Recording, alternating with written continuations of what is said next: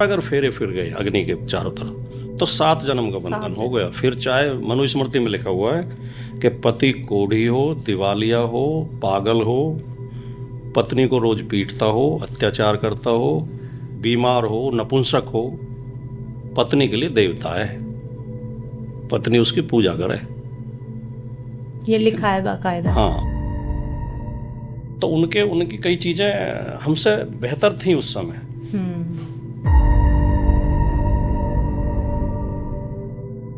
जब विचार न मिले तो तलाक की व्यवस्था रखी। हमारे यहाँ तलाक की कोई व्यवस्था नहीं थी। ये तो जब हिंदू मैरिज एक्ट लागू हुआ। आमतौर पे भारतीय सनातन सभ्यता के ऊपर एक आरोप लगाया जाता है, अक्सर लगाया जाता है कि हिंदू औरतों को अलग होने का अधिकार नहीं था। हिंदू महिलाएं 7 जन्मों के बंधन में बंध जाती थीं। पति नपुंसक हो, पति शराबी हो, पति कोढ़ी हो, पति कैसा भी हो, वो उससे अलग नहीं हो सकती थी। और इसके विपरीत इस्लाम की बड़ाई करते हुए, इस्लाम को बेहतर दिखाते हुए कहा जाता है कि उसने पहली बार महिलाओं को तलाक का हक दिया। ये दावा सुनने में जितना अच्छा लगता है, क्या सच में वैसा ही धर्म ग्रंथों में लिखा है? क्योंकि अधूरा ज्ञान सिर्फ खतरनाक नहीं होता है, वो अपमानजनक भी होता है। अगर बात करें सनातन वैदिक परंपरा की, तो सनातन परंपरा में विवाह कोई जेल नहीं है, ये एक संस्कार है, लेकिन अन्याय की कीमत पर नहीं। हिंदू शास्त्र साफ साफ बताते हैं कि किन किन परिस्थितियों में एक महिला अपने पति से अलग हो सकती है और उसे पुनर्विवाह का अधिकार है। पराशर स्मृति में महर्षि पराशर लिखते हैं, नष्टे मृते प्रव्रजिते क्लीबे च पतिते पतो।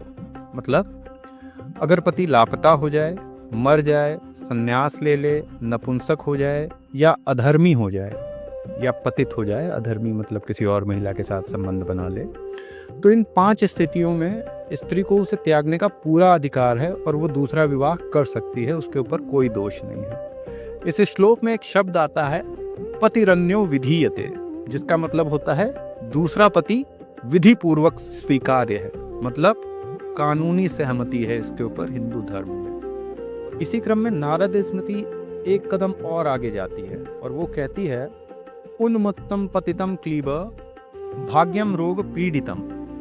अगर पति पागल हो, गंभीर रोगी हो, नपुंसक हो या समाज द्वारा त्याग दिया गया हो, तो पत्नी द्वारा उसका परित्याग पाप नहीं है। पत्नी उसे छोड़ सकती है और दूसरा विवाह कर सकती है।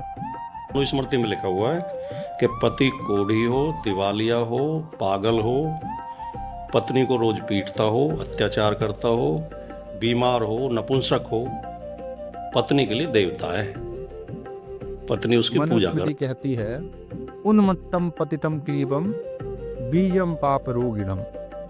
अर्थात अगर पति शराबी है, लापरवाह है या गंभीर रोग से पीड़ित है और स्त्री उससे अलग रहती है तो उसे कोई दोष नहीं, ये स्वीकार्य है। जिस सनातन समाज में कोढ़ी या नपुंसक पति को 7 जन्मों की मजबूरी बता के पेश करते हैं, वो समाज इसे विकृत कुप्रथा मानता है।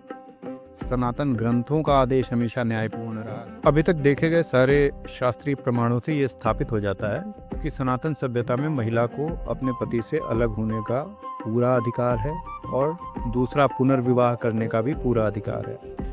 आइए अब जरा इस्लामिक दृष्टिकोण से देखते हैं कि एक महिला को अपने पति से अलग होने का कितना अधिकार है। इसके लिए हम कुरान, हदीस और जो फ़िक़ा की किताबें हैं, जो इस्लामी न्याय शास्त्र की किताबें हैं, उनमें से अपने प्रश्न का उत्तर खोजने की कोशिश करेंगे। कुरान सूरा बकरा की आयत नंबर 229 और 230 को अगर हम साथ में पढ़ते हैं तो इससे एक बात तो स्थापित हो जाती है कि इस्लाम में तलाक का एक तरफा अधिकार सिर्फ पुरुषों को है। मतलब पुरुष जब चाहे 3 बार तलाक बोल करके रिश्ते को समाप्त कर सकता है। सही मुस्लिम की हदीस 1472 में आता है कि एक महिला को तलाक देने का अधिकार नहीं है, वो सिर्फ खुला मांग सकती है। अच्छा, खुला क्या होता है? कई बार जो इस्लामी विद्वान हैं या जो तुष्टीकरण में माहिर राजनेता हैं, वो खुला को बढ़ा चढ़ा के प्रस्तुत करने की कोशिश करते हैं। आइए समझने की कोशिश करते हैं कि खुला आखिर है क्या। साफ शब्दों में कहें तो खुला का मतलब होता है औरत अपनी आज़ादी के बदले पति से समझौता करे।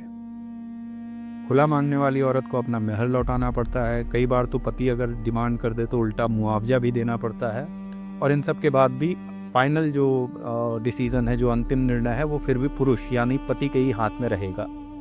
इस्लामी न्यायशास्त्र में खुला के लिए एक शब्द प्रयोग किया जाता है, खुल बी लवाद, मतलब मुआवजे के बदले किया गया संबंध विच्छेद या निकाह विच्छेद। यानी पत्नी कुछ देकर पति से अपनी रिहाई खरीदती है। ये महर की रकम या कई बार महर के अलावा अगर पति कोई अतिरिक्त मुआवजा मांग रहा है तो वो भी हो सकती है। इसलिए इस्लामी फ़िक़्ह में खुला को जिस तकनीकी शब्द से परिभाषित किया जाता है वो है अल मुआवदा, यानी प्रतिफल के बदले दिया जाने वाला प्रतिफल।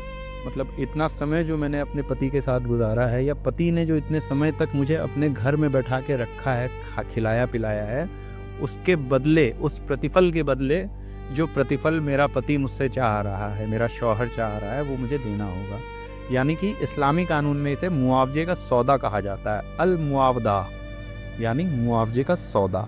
कुरान सूरा बकरा की जिस आयत में पुरुष को 3 बार तलाक बोल करके अलग होने की आज़ादी दे रहा है, वहाँ खुला के लिए जो शब्द प्रयोग कर रहा है वो है फिमा इफ्तदत बिही, यानी औरत ने बदले में खुद को छुड़ाया, यानी औरत खुद को छुड़ाती है कुछ देकर। फिदिया जो शब्द है वो इसका रूट वर्ड है। अगर आप देखेंगे तो सूरा अनफाल में जहाँ युद्ध बंदियों को फिरौती लेकर के छोड़ा जा रहा है, वहाँ भी यही फिदिया वर्ड आया है। मतलब फिदिया का मतलब होता है किसी डिमांड के बदले दिया गया पैसा या फिरौती का पैसा। तो अगर सीधी भाषा में कहें तो ये अधिकार नहीं, ये आज़ादी की कीमत है। और इसमें सबसे जो अहम शर्त है वो ये है कि ये सब तभी हो सकता है जब पति की मर्जी हो। यानी पुरुष चाहे तो 3 शब्दों में रिश्ता ख़त्म कर सकता है, पर औरत अगर पैसा दे, विनती करे, फिर भी आखिरी फैसला जो है वो पुरुषों के ही हाथ में रहेगा। अगर हम इस्लामी न्यायशास्त्र की बात करें या इस्लामी फ़िक़्ह की बात करें तो खुला की सीधी परिभाषा जो लिखी है वो है अल खुलाउ मुआवजतुन, मतलब खुला एक मुआवजे का सौदा है। सीधा सीधा इसका अर्थ है, आप किसी भी डिक्शनरी में जाके देख सकते हैं। ये कोई अधिकार नहीं है, ये खरीदी गई रिहाई का मूल्य है। तो एक तरफ जहाँ सनातन में दोषपूर्ण पति होने पे बिना पैसा दिए निकलने का, अलग होने का अधिकार है, वहीं दूसरी तरफ इस्लाम में महर लौटाकर आज़ादी को खरीदना पड़ता है।